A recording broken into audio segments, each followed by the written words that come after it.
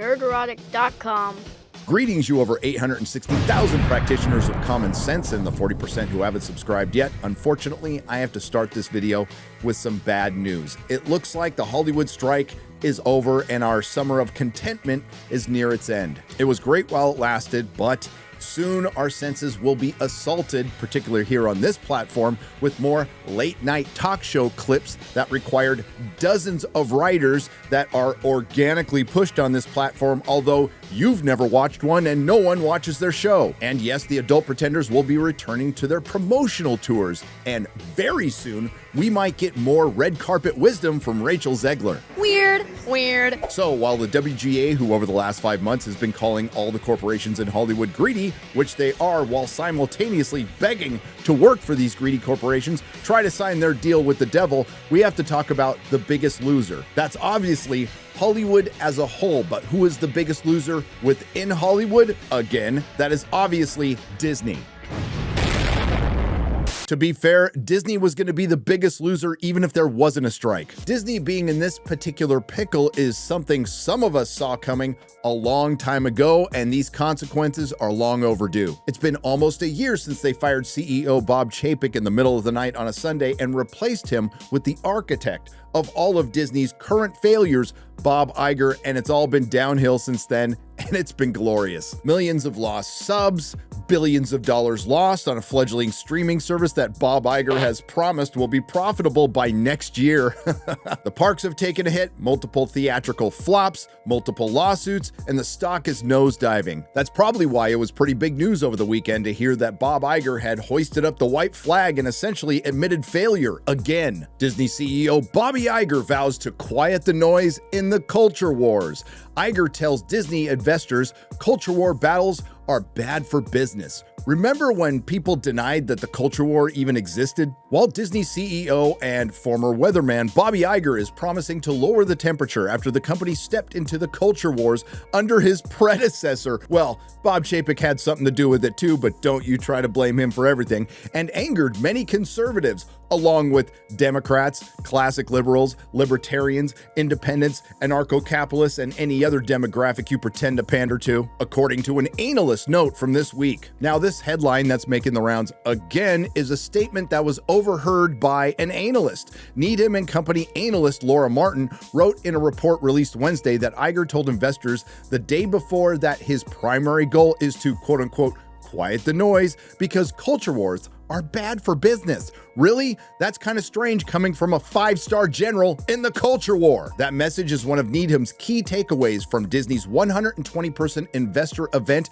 at Walt Disney World in Orlando, Florida on Tuesday. Then the company announced plans to nearly double its investments in the amusement parks and cruises to $60 billion over the next decade, and the stock immediately dropped after that announcement. Now, if this statement from Bobby Iger sounds a little bit familiar, it should, as my good friend Ryan Kinnell pointed out last week on Friday Night Tights, our weekly live show. Please check it out. Bro, I was laughing so hard when I woke up yesterday morning and saw this shit. I know. Disney's CEO plans to quiet the noise in the culture war. This was written, this is on National Review by Caroline Downey on September 20th. Yeah. Okay? I couldn't help. I felt like I had deja vu or something. Well, you did. Disney CEO plans to quiet the noise in the culture war. So then I, of course, very quickly looked something up, and I realized that back in November, this is an article from Caroline Downey on National Review with the same fucking Bob Iger picture. Disney CEO plans to quiet down culture war controversies. Holy shit. Wow. Yeah, and what did we see right after Bob Iger said this?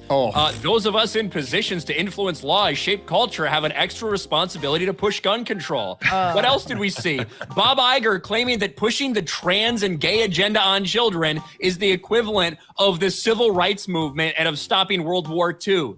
But it doesn't end there. We heard something very similar to that from Bobby Iger back in July. Look, the last thing that I want for the company is for the company to be drawn into any culture wars. You know, we've operated for almost 100 years as a company, making product that we actually are proud of in terms of its impact on the world. It's not our goal to be involved in a culture war. Our goal is to continue to tell wonderful stories and have a positive impact on the world. The notion that Disney is in any way sexualizing children, quite frankly, is preposterous. What did you say? In other words, this is all complete, total, unadulterated bullshit. And as my good friend Razorfist pointed out correctly, it's not a culture war, it's a cultural revolution. It only became a war because the other half of America finally woke up and returned fire. So all this ever has been and all it will ever be from Bob Iger is lip service. It's all just a game of semantics. Will Disney be weighing in on every issue? What's a political issue? What's not? Iger has some thoughts on this too. In late November of 2022, soon after Iger returned to the CEO position, he spoke during a town hall meeting and said, "I think there's a misperception here about what politics is. Some of the subjects that have been proven to be controversial as it relates to Disney have been branded political, and I don't think they are." It depends upon what the meaning of the word is. Yes. This seems to echo his earlier statements from 2022 prior to returning as CEO. At that point, Iger discussed his desire to speak up about the quote-unquote "don't say gay" bill situation and explained, a lot of these issues are not necessarily political. It's about right and wrong. Well, if it's about right and wrong, then why was Disney constantly pushing the false narrative that it was the "don't say gay" bill when it was the parental rights bill? So the agenda that everyone claimed didn't exist to push the message that everyone claimed didn't exist during a culture war that everyone claimed didn't exist is now all of a sudden a big problem for Hollywood and Disney. So the big takeaway from this is not that Bob Iger wants to quiet things down again in the culture war. It's his acknowledgement of it again. And it's not like he didn't know what was going on. Like I said earlier in the video, he is a 5-star general in the culture war. He just didn't think he'd lose. And it certainly doesn't help that this entertainment company has very consistently been churning out a bunch of crap. I believe legendary comic book writer Chuck Dixon puts it best on Twitter, and no, I'm not calling it X.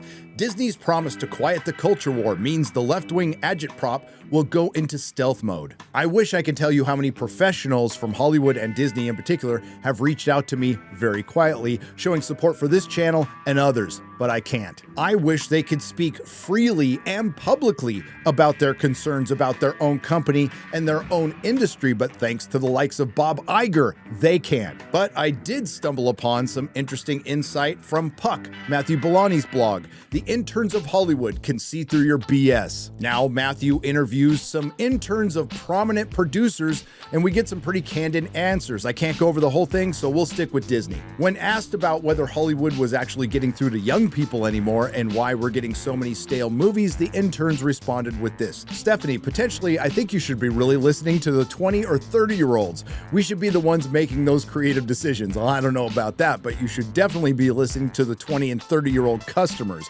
Jaden, there's a lot of experience in old Hollywood, and until a few years ago, I would say they were doing a pretty decent job catering to our needs. Matthew asks, like with the Marvel movies? Jaden, Marvel movies used to be really fun. Then they fractured their fan base and lost their quality.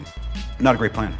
Matthew then asks, so you're done with Marvel? Jaden, no, I'm still in, and he laughs. Stephanie, I'm done. Emily, yeah. Henry, yeah, since Infinity War. Stephanie, it just feels like a factory. They're just chugging out movie after movie and show after show. Emily, it's not an event anymore. Jaden, true, they broke the must-see rule. I don't think the superhero genre is dead, but I do think the kind of superhero movie that we've had is dead. And now Disney overall is damaged goods. And you have one man to thank for that, the man who quit prior to COVID to let Bob Chapek come in and be his fall guy, only to return to bring things back, but it ended up being lording over his failures. Again, it wasn't the strike, it wasn't even COVID. Those were parts of Disney's failure, but this was death by 1,000 paper cuts, and it goes all the way back to when they bought Star Wars and screwed over George Lucas. Maybe you shouldn't have done that. Maybe you shouldn't have tossed out his treatments. Maybe you shouldn't have canceled the EU. Maybe you should have fired Kathleen Kennedy when you had a chance. Maybe you shouldn't have fired Gina Carano. Maybe you should have made the Disney trilogy about Han, Luke, and Leia. Maybe you shouldn't have taken one of the greatest cinematic intellectual properties of all time and turned it into a category on a fledgling streaming service. Maybe you shouldn't have consistently taken beloved characters and vandalized them beyond all recognition, along with doing that with other IPs like the MCU. Maybe you shouldn't have given Kevin Feige all that power also he could create the MCU. Maybe you shouldn't have regurgitated your own content to make live-action versions of animated classics. Maybe you shouldn't have driven your money-printing machine known as Pixar off a cliff. Maybe the former wholesome family brand known as Disney shouldn't have betrayed their core audience, the family. But you can't unmake the soup. The damage is done. As I've said before, if change comes, Disney will be the last to the party if they show up at all. And quite frankly, I think the world will be a better place without them. So Bob Iger can talk about quieting things down all he wants, but the fact remains, woke Hollywood's biggest loser is Disney. If you like what you heard, please like, share, and subscribe. If you didn't like what you heard, I thank you for listening this long. I will see you in the next video. Nerdrotic.com.